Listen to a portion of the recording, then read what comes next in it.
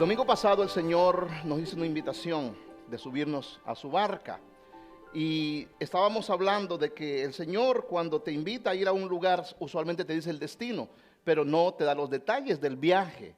Y hablamos bastante de que el Señor, cuando después que mandó a los discípulos en la barca, se desató una gran tormenta y los discípulos entraron en un estado de pánico, en un estado de shock. Pero dijimos de que Dios preside sobre el diluvio, me dicen amén. Y que si Cristo está en tu barca, nadie te lo va a hundir. Nadie te va a poder derrotar si Cristo está contigo, me dicen amén. El día de hoy vamos a tocar un tema un poquito más difícil y quiero que me ponga atención. Vamos a tocar acerca de cuáles son las características de una influencia demoníaca. Estos temas no se tocan en la iglesia de hoy día. Nos encantan que nos hablen de prosperidad, de que vamos a comprar casa en Miami, de que tu Tesla te está esperando en el dealer. Nos encantan eso, pero no nos gusta cuando nos hablan acerca de cómo nosotros podemos ser liberados de influencias que muchas veces tenemos en nuestras vidas. Y yo quiero comenzar haciéndote una pregunta. ¿Por qué muchas veces hay situaciones en nuestras vidas que nos sentimos totalmente estancados? Nos sentimos totalmente frustrados. No miramos que estamos avanzando. Personas con 3, 4 divorcios y con la persona que estás hoy todavía te sientes contento o contenta. Por cierto, hablando de matrimonios,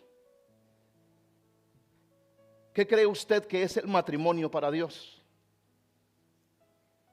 ¿O qué constituye el matrimonio para Dios?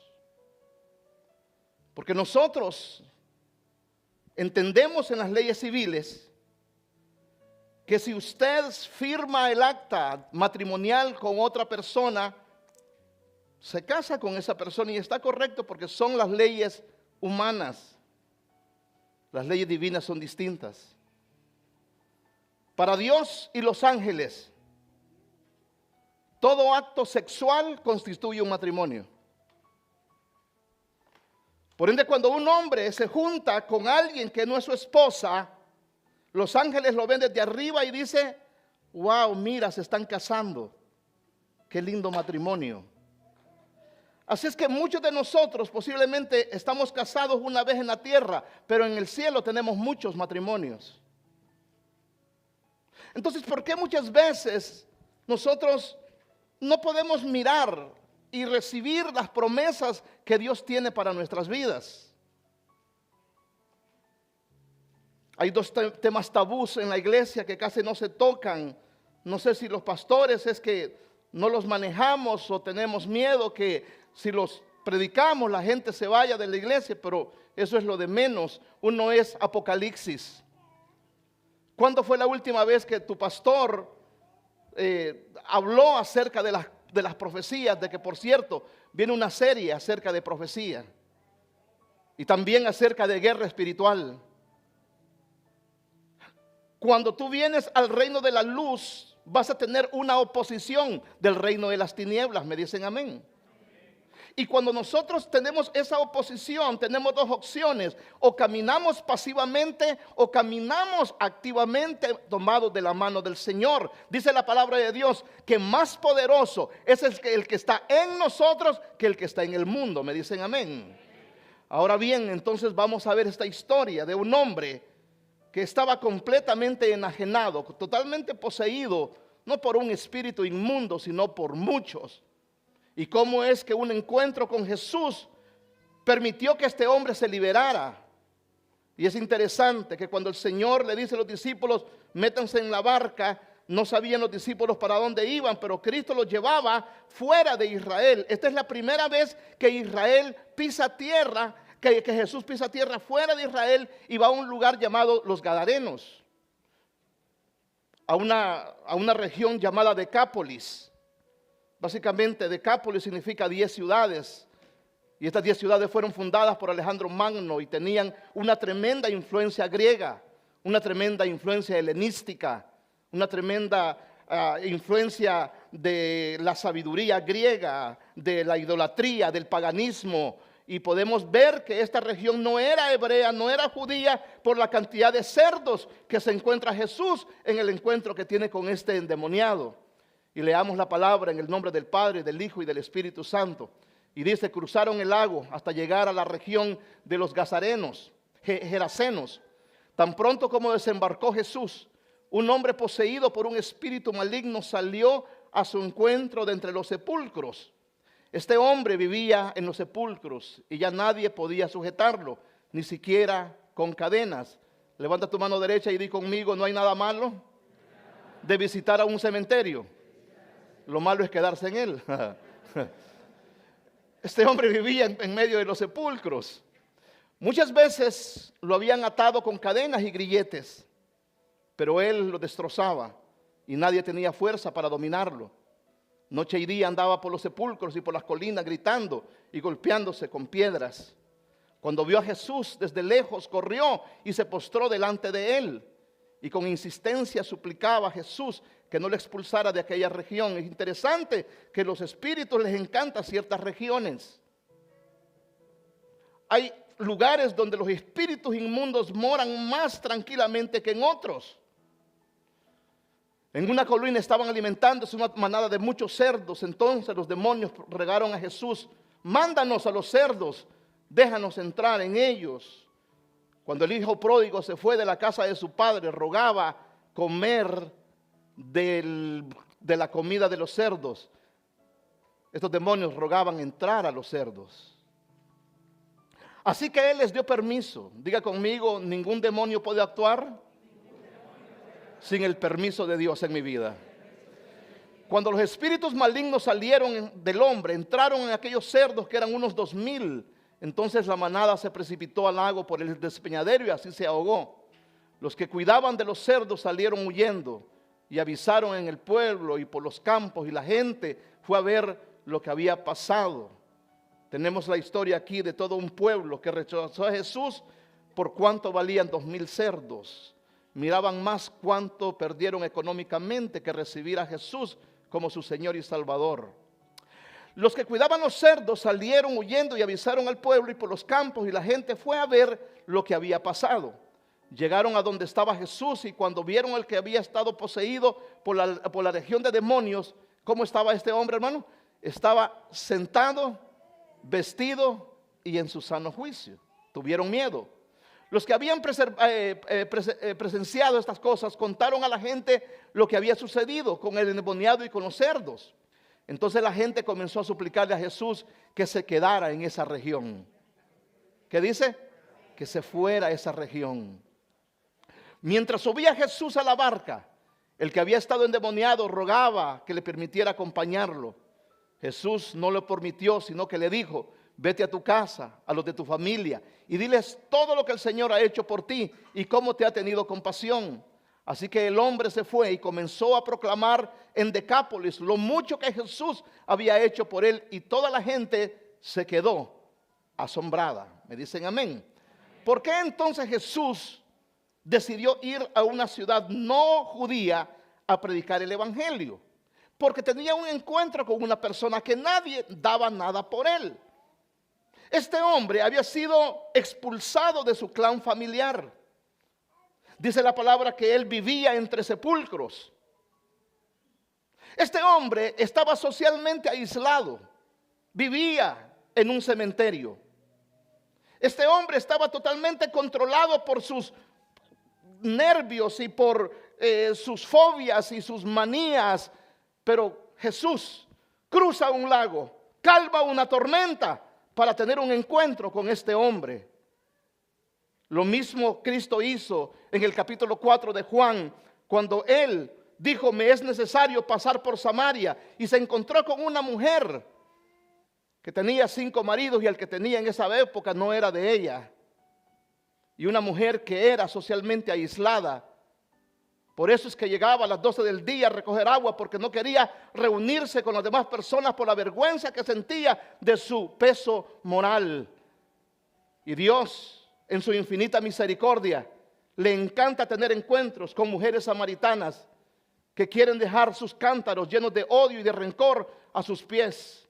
pero también le encanta encontrarse con un gadareno que aún endemoniado, totalmente aislado y lleno de moretones y heridas, aún así llega a salvarlo y a rescatarlo. Le digo por qué. Porque nuestro Dios no hace acepción de personas, y toda persona que quiera abrir su corazón y toda persona que acepta el favor de Cristo en la cruz, no importa si es endemoniado o es prostituta, no importa si es asesino o es una persona vaga, no importa si es rico o pobre, no importa si es ciudadano o está ilegal. En el reino todos caben aquellos que han aceptado que no hay otro mediador entre Dios y los hombres más que Jesucristo hombre.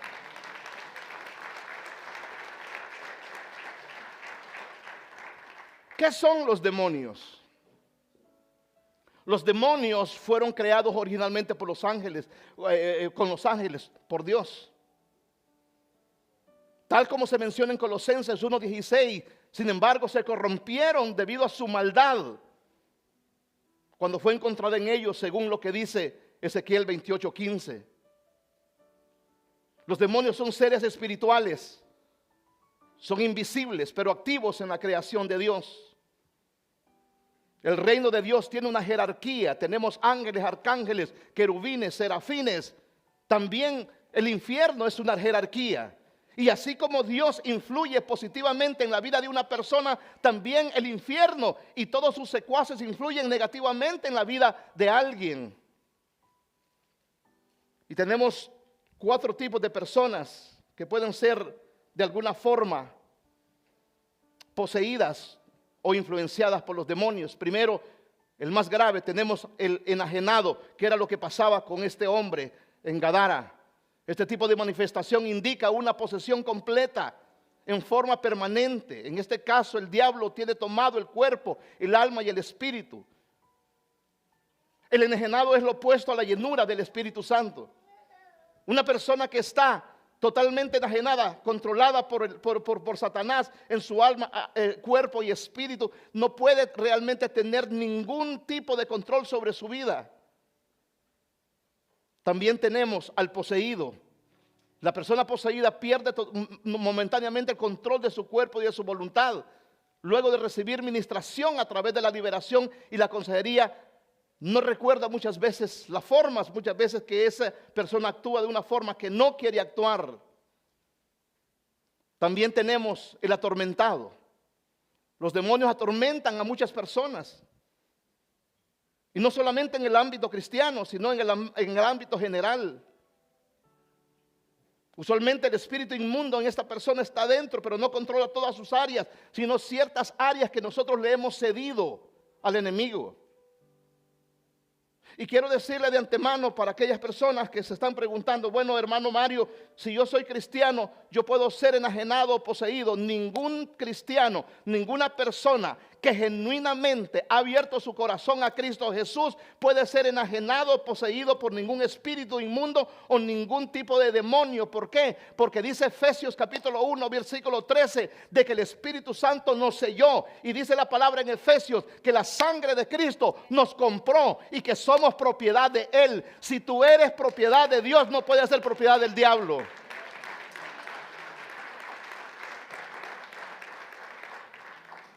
Ahora, aquí viene, iglesia, que es esto lo que los atañe. También está el oprimido, y ahí es donde entramos la mayoría de nosotros. Es muy común ver personas oprimidas espiritualmente. Estas opresiones actúan de forma externa, aunque de manera constante y con el único fin de vencer nuestra resistencia. La opresión se manifiesta a través de la tentación y la persecución. Un cristiano no puede ser poseído, no puede ser enajenado, pero puede ser tormentado y puede ser oprimido.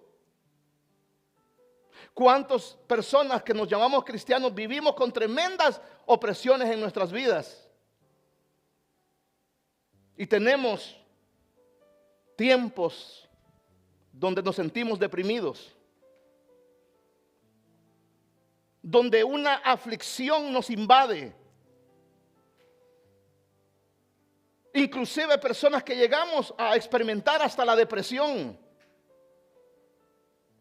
Ahora, ¿cómo es que un cristiano puede ser oprimido o puede ser realmente atormentado por criaturas malignas ajenas al Espíritu de Dios. Todo tiene que ver con lo que tú miras, con lo que tú oyes y con lo que tú ves y con lo que tú dices. Ay, hermano, fíjese que yo sufro de insomnio. Hermano, si se acuesta hasta las 2 de la mañana viendo el último episodio de Narcos, donde matan 25 personas, usted no va a poder dormir. ¿Por qué? Porque usted está dejando una puerta abierta. Porque es que tenemos mucha opresión y depresión entre los jóvenes por la cantidad de videos que ven todas las semanas que tienen que ver con violencia. La mayoría de jóvenes que han entrado a universidades y a lugares públicos de Estados Unidos con ametralladoras, siempre es el mismo patrón. Han estado adictos a juegos de violencia. Y yo te pregunto algo en esta mañana, ¿qué es lo que a nosotros nos oprime?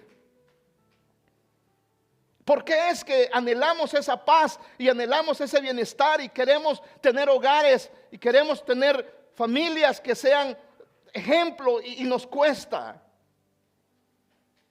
Y la opresión se manifiesta en diferentes formas, como la esclavitud, la persecución, la explotación, la idolatría, la enfermedad.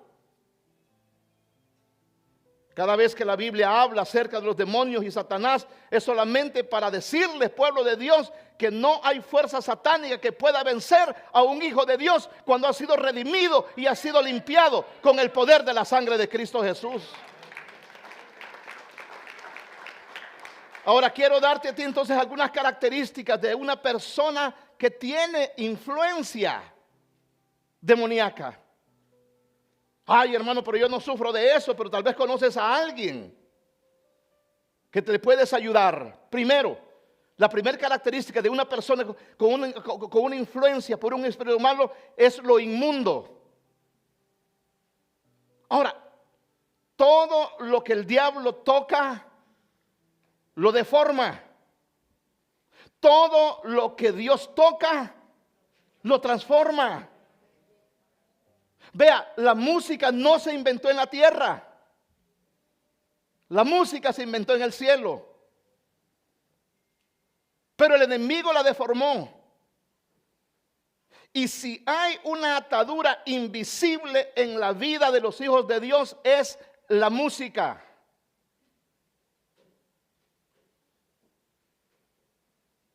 Oiga, ¿dónde también influye el enemigo? En las artes, en la ciencia, en los matrimonios? Está súper metido. En la economía, en la política. Pero fíjese que es bien interesante que otra palabra para la palabra inmundo es la palabra culpable. ¿Y cuántos de nosotros sufrimos, hermanos, ataques de culpabilidad? ¿Qué es la culpa? Es el resultado de haber hecho algo, haber violado una norma, una ley. Como cuando cruzamos una línea moral, ética o legal, nos sentimos culpables. Ahora, los sentimientos de culpa son buenos cuando esos te acercan a Dios, pero son malos cuando te alejan de Él. Dice Corintios 7:10, porque la tristeza que es según Dios produce arrepentimiento para salvación.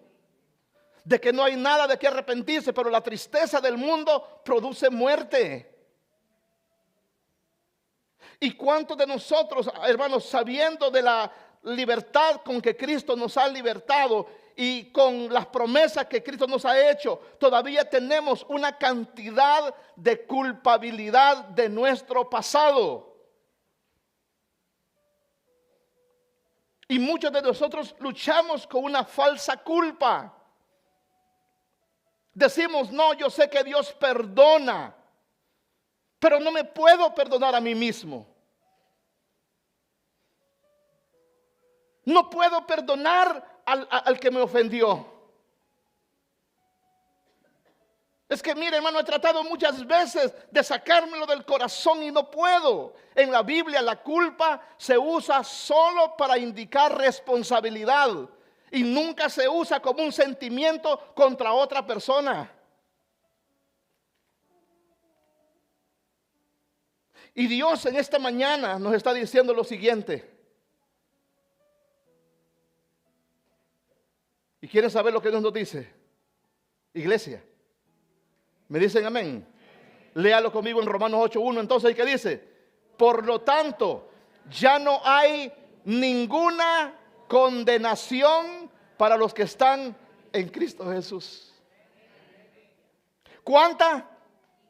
Ninguna condenación. Diga conmigo, si no hay condenación, no hay culpa. Dígalo fuerte. Y si no hay culpa, no hay remordimiento. Dígalo fuerte. Y si no hay remordimiento, no hay raíces de amargura. Levanta tus manos y di, porque soy libre en Cristo Jesús.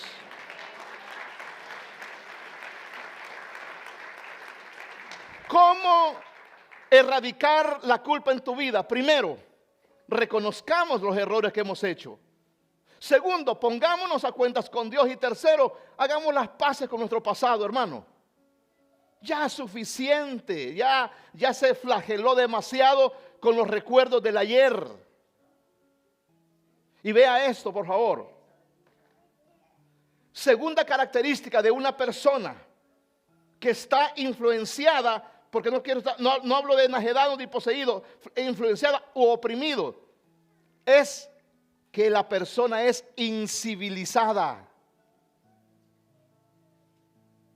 Oiga, este hombre andaba desnudo, andaba por los sepulcros. Oiga, ser civil o civilizado significa ser organizado o tener estructura. ¿Por qué es que usted no se cae en el suelo? Porque su piel tiene algo que se llama esqueleto. Y el esqueleto es la estructura que lo mantiene a usted de pie. Si su hijo come en la cama, mándelo a dormir en la cocina. Porque esa es estructura. Eso es organización. Usted sabe que muchas veces hay que hacerle liberación a nuestro ministerio de bienvenida, hermano. Porque les decimos, hermanos, mire qué bonito nos miramos hoy. Toda la iglesia llena, organizada. Hermano, por favor, siéntese aquí. Yo.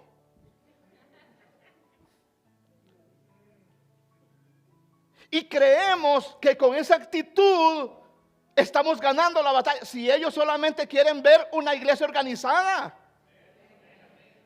Hermano, mira, nosotros solamente tenemos hora y 15 o 20 minutos en la casa de Dios una vez a la semana.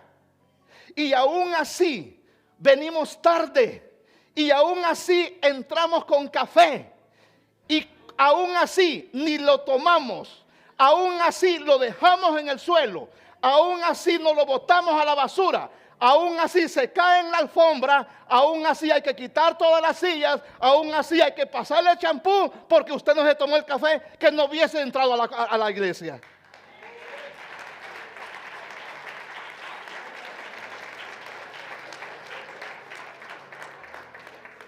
Hermanos, tenemos una cafetería hermosa. Hermano, sintamos los privilegiados que somos una de las pocas iglesias latinas que tenemos un espacio hermoso. A mí me encantaría que todas las iglesias de London hispanas fueran así. Pero tenemos un espacio hermoso, tenemos una iglesia bella, tenemos un edificio que vale más de 11 millones de dólares. No hemos pagado ni un 5. Usted no ha dado un 5 por esa silla. Viene y se sienta. Tenemos un ministerio hermoso de bienvenida. Tenemos un cuerpo pastoral que ora por usted. Coopere viniendo temprano, coopere tomándose el café allá, porque aquí casa de oración se tiene que llamar para adorar a aquel que vive y reina para siempre.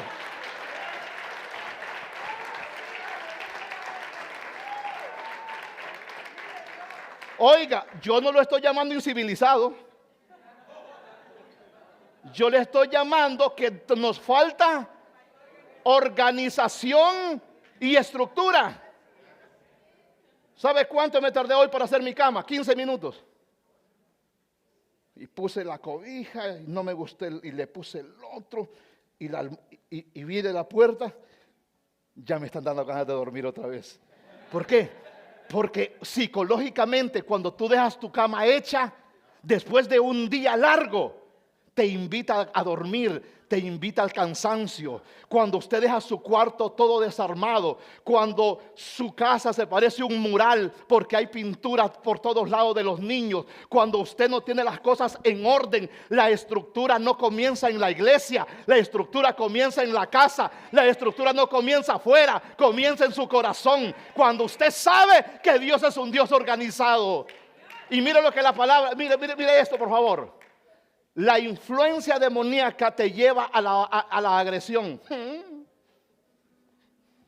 Es que usted me conoce como cristiano, pero cuando yo saco mi indio, todavía no está convertido, hijo. Todavía te falta, no tienes estructura. Porque bien, oiga bien lo que le voy a decir. Las personas más santas en la iglesia son aquellas que muestran un alto nivel de humildad. No me oyeron. Diga conmigo, la santidad se demuestra con la humildad. La influencia demoníaca te lleva a la opresión, luego te lleva a la depresión. Y mira lo que la palabra de Dios dice, hermano. Mira, tercera característica, que esta persona dice que era inmanejable. Nadie podía atarle. Y dicen los de bienvenida. Mira, ya viene vos. Ni le diga dónde se siente. No va a hacer caso, hermano. Usted es inmanejable. Usted no va a hacer caso. Bienvenida, hermana, sí. Sí, bienvenido. Gracias. Y comenzamos a escanear el lugar, ¿va? Ya nadie se acerca a ti. ¿Por qué? Porque sos inmanejable. Entonces, ser poseído no es que echar baba y anda usted con las uñas de águila y todo andrajoso. No, hermano, cuando usted tiene un carácter indomable, cuando usted no tiene estructura, cuando usted realmente no se somete, hay influencia demoníaca, aunque no sea posesión o enajenación. Que te tengo una noticia: donde está el Espíritu de Dios, allí hay libertad. Oiga, cuando usted es un adorador, lo sienten en esta esquina o lo manden allá atrás, usted va a adorar en espíritu y en verdad, porque los adoradores no se hacen por sillas, se hacen por obediencia. Levántale un aplauso a aquel que vive y reina para siempre. Mira, este hombre, la gente quería ayudarlo. A la gente, este hombre tenía familia. Lo querían ayudar, lo ataron varias veces y ¡ja! Porque no estaba controlado ni por él ni por Dios. ¿Me dicen amén? Cuarta característica de este hombre: poco cooperativos.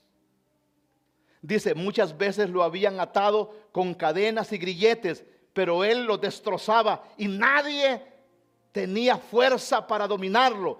El acto o proceso de trabajar en conjunto para alcanzar un propósito común, eso es cooperar. Pero vea usted esto, hermanos. En la iglesia hay dos tipos de rebeldes: los rebeldes activos y los rebeldes pasivos. A mí me encanta tratar con el rebelde activo usted. Pastor, a mí usted sabe que así soy. Está bien. Pero cuídese de aquello. Ay, hermano. Amén. Aleluya. y terminan haciendo todo lo opuesto que usted le dijo que hiciera. Habían dos hombres, dice la palabra de Dios. Este hombre tenía dos hijos. A uno le dijo: hijo, ve a trabajar a mi finca. Le dijo: sí, señor. En el camino dijo: ahí está Masonville. Y no fue a trabajar. El otro dijo: mira, papá, ya no voy a trabajar. Pero en el camino dijo: si voy a trabajar, voy a obedecer a mi padre. Y terminó yendo a trabajar. Pero quiero terminar con una nota positiva en este mensaje. ¿Cooperas con Dios para tu bien o cooperas con el enemigo para tu ruina? Cuando, oiga bien esto, el Señor tuvo un encuentro con este hombre, primero dice que lo encontraron sentado. ¿Qué dice la palabra? ¿Lo puede leer conmigo? Justificados pues por la fe, tenemos paz para con Dios por medio de nuestro Señor Jesucristo. No me levante la mano, pero le voy a hacer una pregunta. ¿Quién conoce usted una persona que no se puede estar un minuto quieto? No le dije no levante la mano. Le pasaba a este gadareno, no estaba quieto, sepulcro acá, piedras acá, grifos acá. Ese hombre no tenía paz hasta que se encontró con Jesús. Después dice que lo encontraron vestido. La vestimenta en un hombre significa dignidad.